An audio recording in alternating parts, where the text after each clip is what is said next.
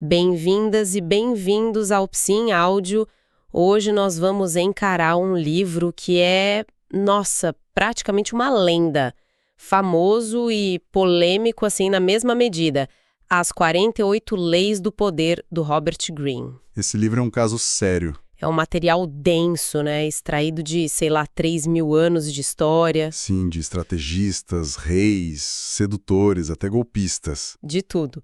E a grande questão que sempre fica é, isso é um manual para se tornar uma pessoa manipuladora? Ou um guia de sobrevivência, né? Exato, um guia de sobrevivência para um mundo que, na verdade, já funciona desse jeito. Pois é, essa é a pergunta de $1 milhão.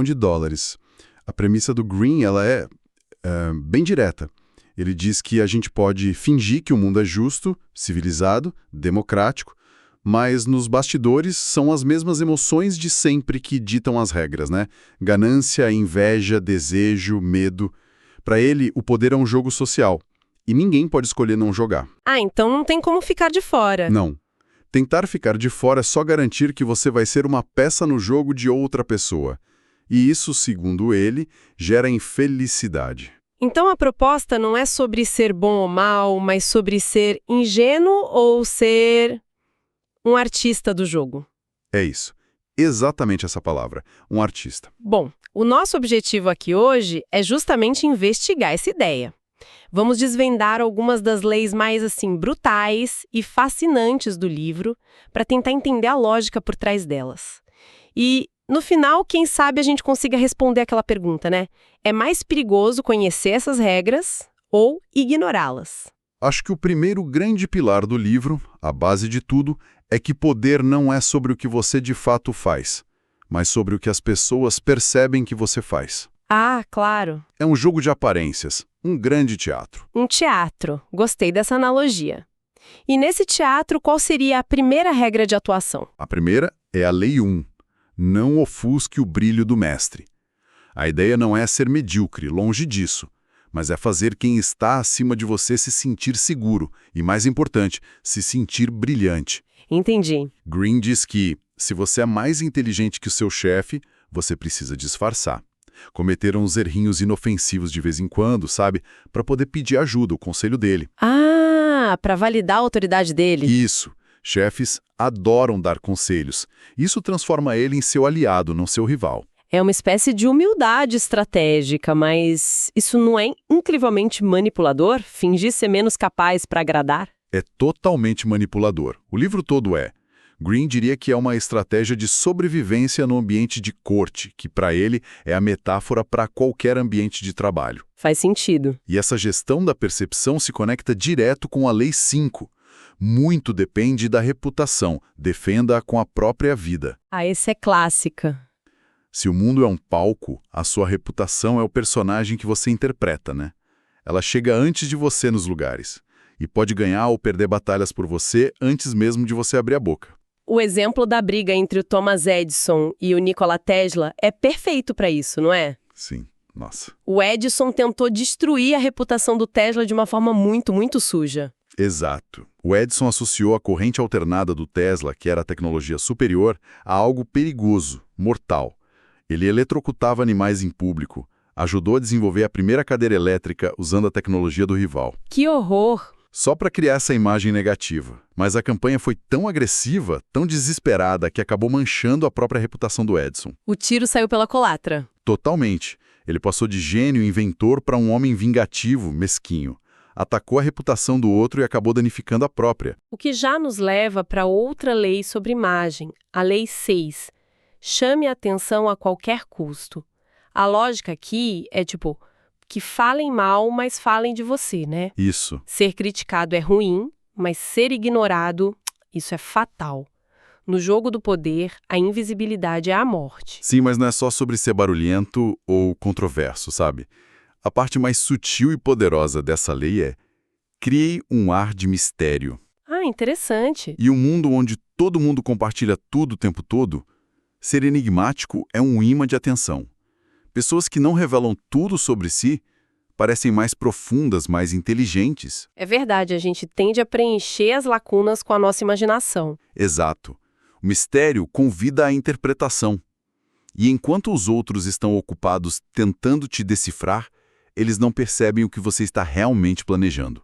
Você ganha uma vantagem tática enorme. Ok, então o primeiro grande tema é que você precisa ser um mestre da percepção, um diretor do seu próprio marketing pessoal. Mas e quando você precisa agir, interagir diretamente com as pessoas? É aí que o livro fica ainda mais calculista. Especialmente com a Lei 2. Não confie demais nos amigos. Aprenda a usar os inimigos. Essa dói um pouco de ler, viu? É uma das mais difíceis de engolir, porque vai contra tudo que a gente valoriza, né? Amizade. Total. Mas a lógica do Gwyn é fria. A amizade é baseada em emoção, e emoção é volátil. A inveja, ele diz, é uma emoção muito comum entre amigos. Quando você contrata um amigo, o promove, o favor pode gerar um sentimento de opressão, de dívida, e a dinâmica de poder desequilibra a amizade. E a parte de usar os inimigos? Como isso funciona? É que um ex-inimigo que você contrata é mais leal porque tem algo a provar. Exatamente. A relação com ele é profissional, baseada em competência, interesse mútuo, não em sentimentos confusos.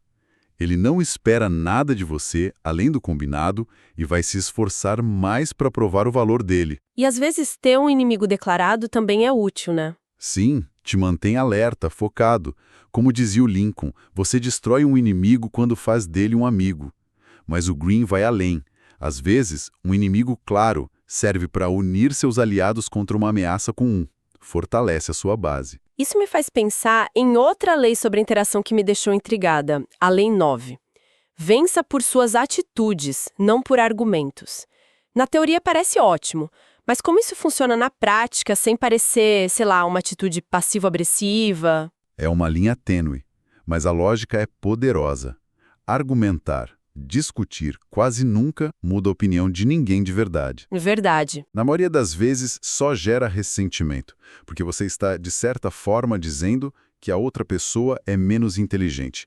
Demonstrar seu ponto através de uma ação é infinitamente mais eficaz. A história do arquiteto Sir Christopher Wren, que o livro conta. Ah, sim. É a ilustração perfeita disso. A história das colunas falsas. É fantástica. Conta pra gente. Então ele projetou um prédio para a prefeitura e o prefeito, com medo que o segundo andar caísse, exigiu que o Wren colocasse 2 colunas de pedra a mais ali de sustentação. Certo. O Wren, como arquiteto, sabia que elas eram totalmente inúteis, mas discutir com o chefe seria um desgaste enorme, uma ofensa pro ego dele. Sim, ia criar um problema. Então ele simplesmente construiu as colunas. Anos depois, descobriram que as colunas eram falsas. Elas paravam alguns centímetros antes de tocar o teto. Genial. Ele provou que estava certo sem dizer uma única palavra ofensiva. Venceu pela ação, não pelo argumento. E tem um exemplo ainda mais dramático, o de Nikita Khrushchev. Em um discurso denunciando os crimes de Stalin, um homem anônimo gritou da plateia: "Você era um dos colegas de Stalin, por que não fez nada para impedi-lo?" Nossa, que situação. O que ele respondeu? Ele não respondeu. Ele rosnou de volta para a multidão. Quem disse isso? Um silêncio mortal, tenso, tomou conta do auditório. Ninguém se mexeu, ninguém ousou se identificar. Imagino a cena. Depois de alguns segundos, o Khrushchev disse com a voz calma: "Agora vocês sabem por que eu não o impedi." Uau. Ele fez a plateia inteira sentir o medo paralisante daquela época. Nenhuma explicação ou argumento teriam o mesmo impacto. Uau. Isso é realmente poderoso. Olha, se essa nossa conversa sobre as dinâmicas de poder está abrindo a sua cabeça, É muito forte, né? não se esqueça de curtir este conteúdo. Ajuda muito a gente a continuar trazendo essas análises aqui no Psi em Áudio. E para quem ficou curioso e quer mergulhar de cabeça no assunto, o link para o livro completo do Robert Greene está aqui na descrição. Bom, isso nos leva a um terceiro pilar do livro, que é o jogo interno. O poder do autocontrole, do silêncio, da estratégia que acontece primeiro dentro da sua cabeça. E a Lei 3, oculte suas intenções, parece ser a base de tudo isso. Sem dúvida. É a arte da dissimulação. Greene a descreve como criar uma cortina de fumaça.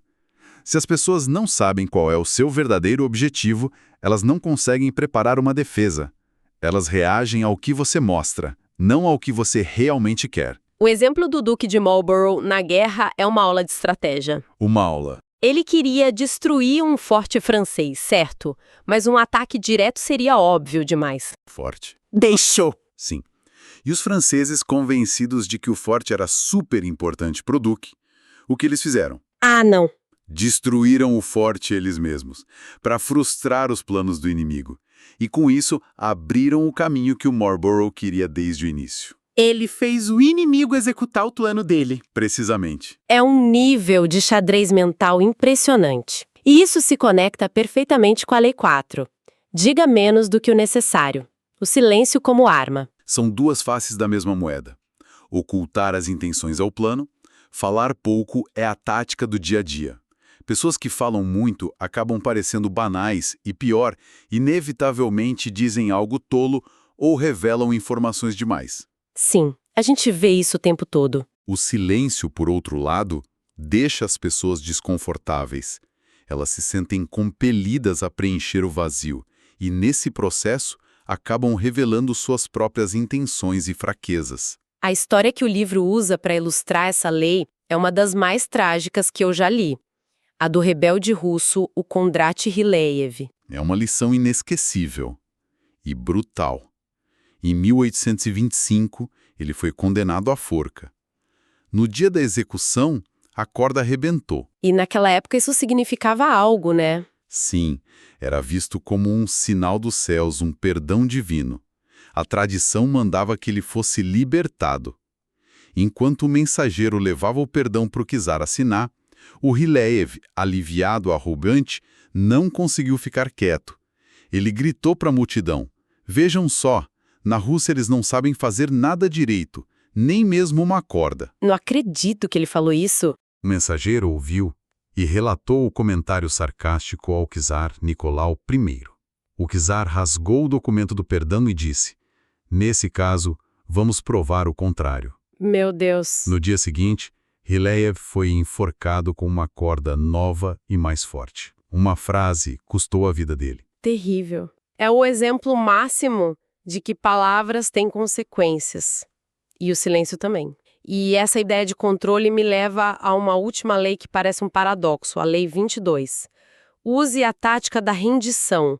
Transforme a fraqueza em poder. Como é que se render pode ser uma jogada de poder? Parece contraintuitivo, né? Mas é uma das estratégias mais sofisticadas. Quando você é o mais fraco, lutar uma batalha que não pode vencer só leva à sua destruição. Render-se não é desistir.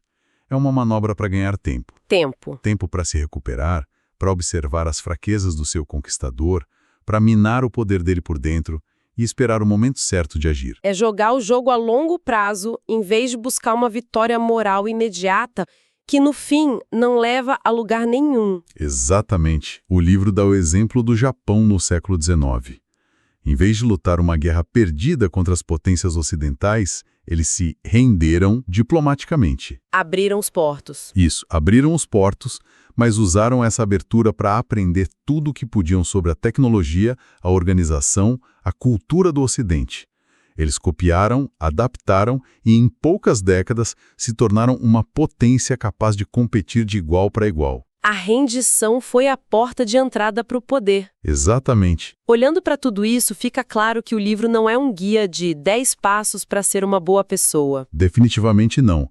Ele descreve um mundo onde a estratégia, o autocontrole e a gestão da percepção são moedas muito mais valiosas do que, sei lá, a força bruta ou a sinceridade ingênua. Acho que essa é a melhor forma que encarar a obra. Não como um manual de instruções morais, mas como um espelho. Um espelho de como o poder tem sido exercido ao longo da história, para o bem e para o mal. Certo. Essas dinâmicas, de forma menos dramática, acontecem todos os dias nos escritórios, nos nossos círculos sociais, na política.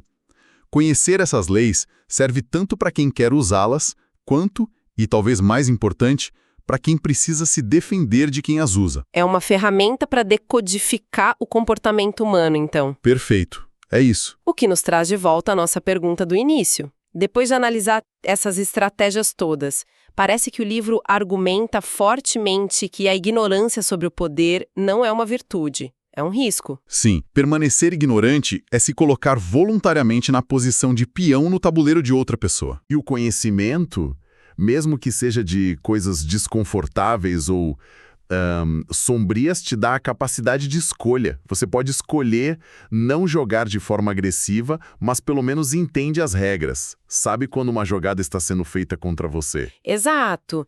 E para deixar uma reflexão final para quem nos ouve, Robert Greene baseou essas 48 leis em 3.000 anos de padrões históricos. A questão que fica é, será que estas são mesmo leis que podemos escolher seguir ou ignorar? Ou são apenas descrições de padrões de comportamento humano tão profundos, tão antigos, que na verdade todos nós já operamos dentro delas, quer tenhamos consciência disso ou não? Gostou da nossa análise? Siga o canal Psi em Áudio para mais conversas e resumos sobre os livros que moldam nosso entendimento da psicologia humana e das dinâmicas sociais. Até a próxima!